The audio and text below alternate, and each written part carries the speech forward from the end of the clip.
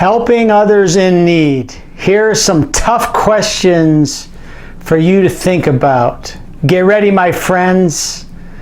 I'm coming after you, hoping to stir your heart a little bit today as I make this video. Hey, here's a question. Have you ever been there for someone needing a crisis intervention?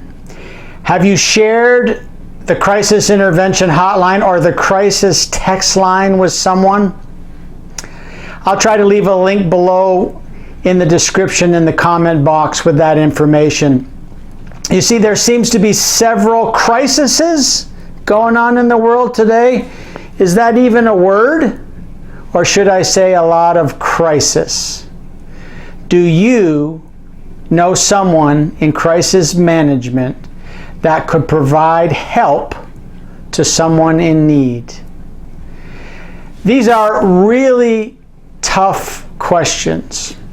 Sometimes we say, it's not my responsibility. I don't want to get involved. Have you ever said those words? You know, you may have thought you had a good reason. Perhaps it was an inconvenient time. But the bottom line is you didn't offer to help someone in need. But don't beat yourself up too much. Remember, you're not alone in doing this. Research confirms that the trend to avoid involvement is increasing worldwide. Crises, or lots of crises, generally present themselves in three different ways. Number one, it's a situational crisis, which includes a serious illness, the death of a loved one, or breakdowns in family relationships. Number two, developmental crisis.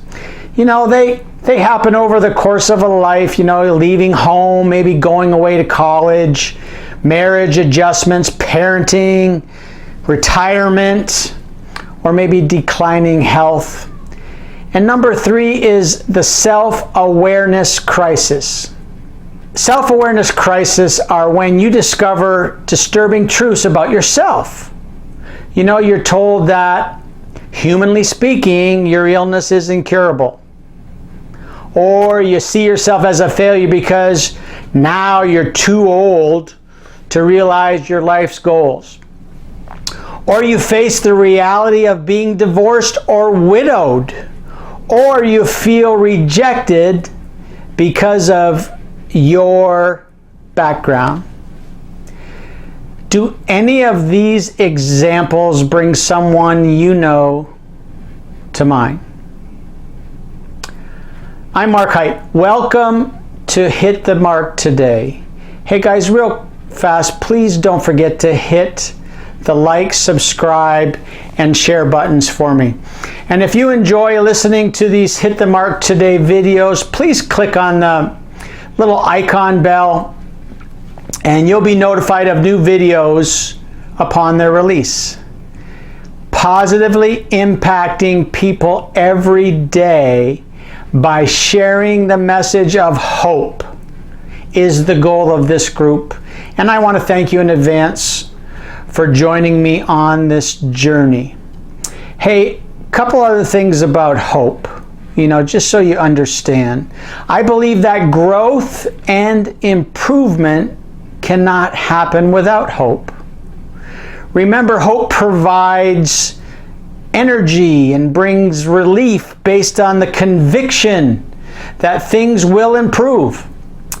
Even in the depths of crisis where there seems to be no light at the end of the tunnel. Sort of like what's going on today with this pandemic COVID-19 thing. So, hey guys, your comments are always welcome below, and I really appreciate it when you share your wisdom and your hope messages with our group on ways that you hit the mark today. Okay, so let's get back to this crisis thing. When a friend or family member is in a crisis, your aim should be to help them cope with it and grow with it. Sometimes that's easier said than done, isn't it? As their hurting hearts adjust to new and unfamiliar circumstances, they might be skeptical about whom to trust. Your commitment can play a significant role in someone's journey toward becoming emotionally healthy again. Don't forget that. Here's 3 practical suggestions that I found. Number 1, don't expect them to initiate contact. It's common for people in crisis to sort of withdraw rather than ask for help. I think we've all been there. Often they are too distraught to know what they need, so you will probably have to make the first move yourself. And please don't feel like you have to be a professional to help. There's a couple of different steps that can make the hurting one feel valued and understood. Listen carefully to their concerns and their perceptions, and then maintain eye contact and just show that you have a genuine interest in being there to assist during this time. All right, number 2, help reduce the anxiety. Offer some sort of a calming presence by inviting them to share their feelings. And if their viewpoint seems a little distorted, maybe you can say something like, may I suggest maybe another way of looking at things? Just some thoughts. Hey, and number 3, help them focus on what's important. Sometimes we forget that. They are feeling overwhelmed, so if you help them sort out the issues that need their immediate attention, instead of rehashing the past and worrying about the future, why don't you just go ahead and encourage them to sort of concentrate or focus on the present and live one day at a time. Okay? Success is measured in inches, not miles. Take an inch and move forward. So, hey, some other ways to help a friend in crisis is to help them identify important resources. And there's 3 here: spiritual, personal, and interpersonal. So, hey, let's keep going with this, guys, a little bit. So let's talk about spiritual resources. For me, Mark Height, okay? God's Word, the Bible, illuminates the darkness and confusion. For me, God's Spirit is the source of all comfort. He gives peace which surpasses all understanding. His presence addresses the loneliness, and His power enables the hurting heart to overcome feelings of helplessness. I hope that makes sense. Number 2, personal resources. Remind them of their unique strength and help them recall past triumphs, when they've successfully navigated through tough times. Encourage a positive attitude that looks to the future rather than being paralyzed by present pain. More importantly, strengthen their faith with prayer and truth from God's Word, the Bible. And finally, remind them of your support.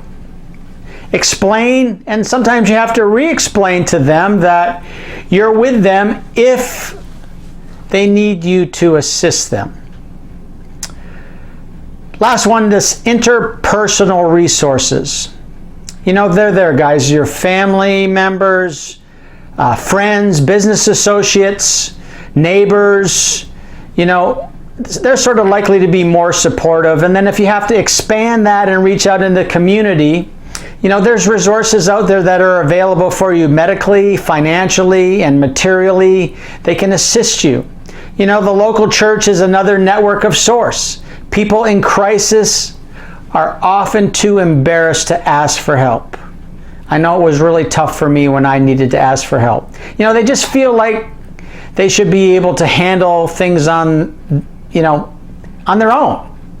So help them understand that you are blessing them by giving, and then one day they too will have an opportunity to help someone else who is going through hard times. So I'm sure many of you have heard me say this before. Bless and be blessed. It's just a great motto, guys. And, I hope that you do those things in life. So, okay, gang, we're coming to the end here, and this is really important, so I need you to refocus for just a second. Okay? I want you to remember that we must do for others what they cannot do for themselves. But we must not do for them what they will not do for themselves. The problem is finding the wisdom to know the difference. You can be too helpful sometimes. I know I'm that way a lot.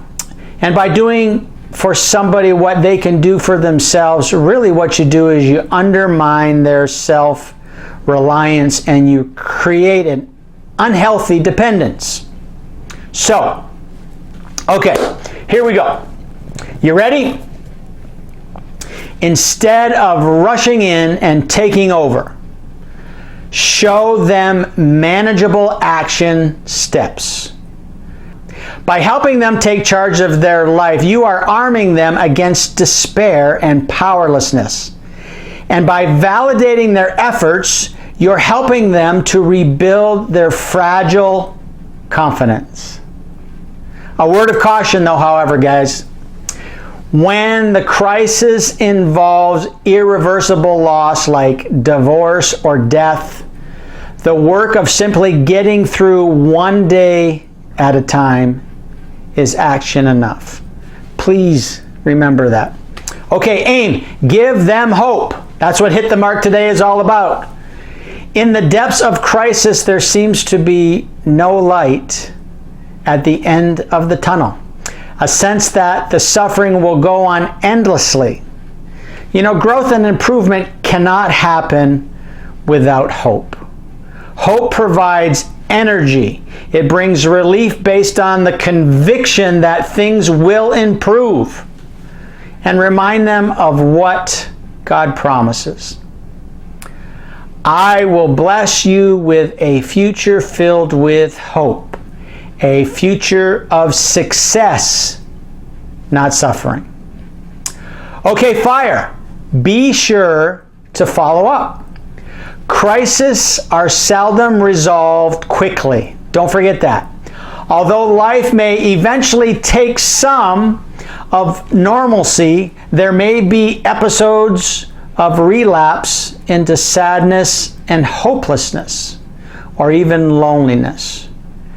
Your words may bring comfort, but ongoing attentiveness will help the hurting person maintain faith and progress in their journey to healing. Be there for someone who needs you, and then go hit the mark today.